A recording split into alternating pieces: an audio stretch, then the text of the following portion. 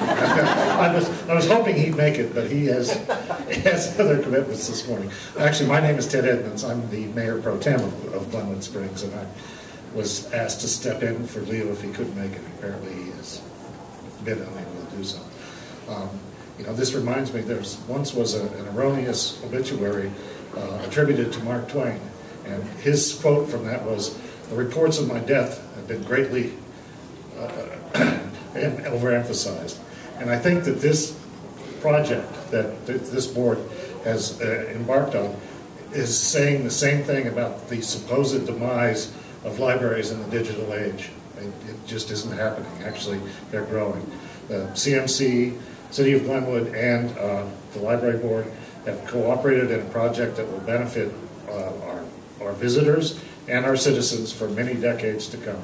And it's my great pleasure to welcome this new facility on behalf of the City of Glenwood Springs.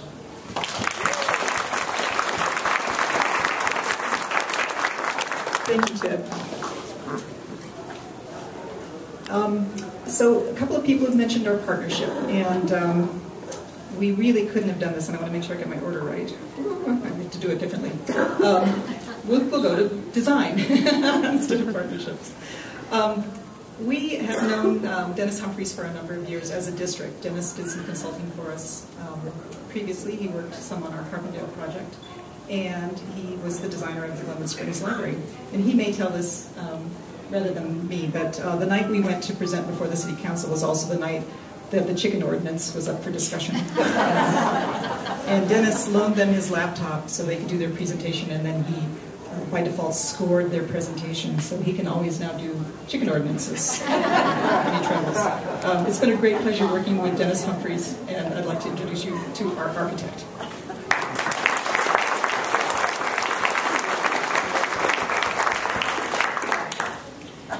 Well, I didn't know that I was going to be speaking until a while ago, so that's a great introduction.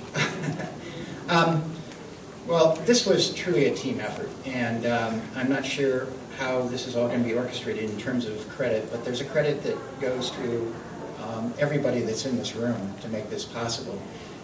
You all had the vision a number of years ago to help support financially the expansion of the libraries in Garfield County, and that was a risk, and it was a risk that is certainly well worth accepting. This whole process here to create this building is probably one of the most complex that I have ever been involved in, and for our firm this is, I think, library number 66.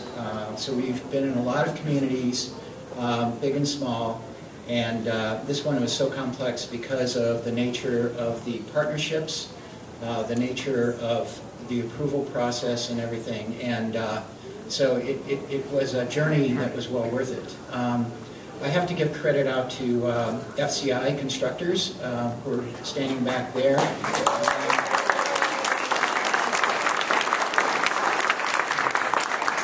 Brad and Stan, they are the ones that really put it all together. It's one thing for us as architects to come up with a vision, but it's really something very special to have them put together and complete the vision, and there are some times when they actually enhance the vision significantly.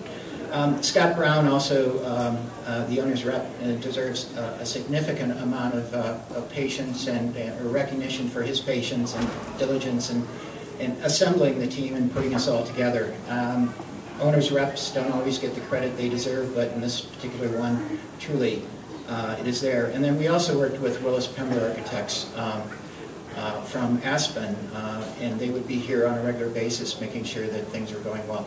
But, you know, as it's been suggested, the demise of libraries, when I talk to people about our firm specializing in designing libraries, everybody says, well, why would you want to do that? There's no future. And actually, this building is a testament to the fact that there is a future. There's so many exciting things happening in libraries, and there's so many new opportunities that it's really a pleasure to be a part of this process. And today is really an honoring, again, of all of you that helped this process through your financial gifts, through the success of coming to community meetings and speaking up, or even the children here today to lead us in the Pledge of Allegiance and the posting of the flags. And what a spectacular national anthem we had today. That was just really outstanding. But since I didn't know what I was going to say today, I was out looking for a book, and I came across this book called The Most Beautiful Libraries in the World. And so I started flipping through it, and there's all these really wonderful libraries from Europe and Italy and etc. And I open it up, and my gosh, here's the Glenwood Springs Library. So, Amelia, I want to present this book to you as one of the most beautiful libraries in the world, and I'm confident that you all will agree.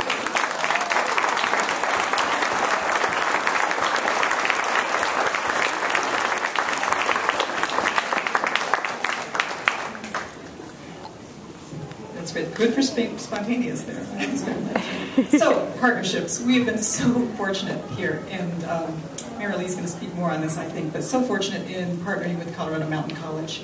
What a great serendipitous day it was when we walked into Stan Jensen's office and posed the question, do you need parking downtown?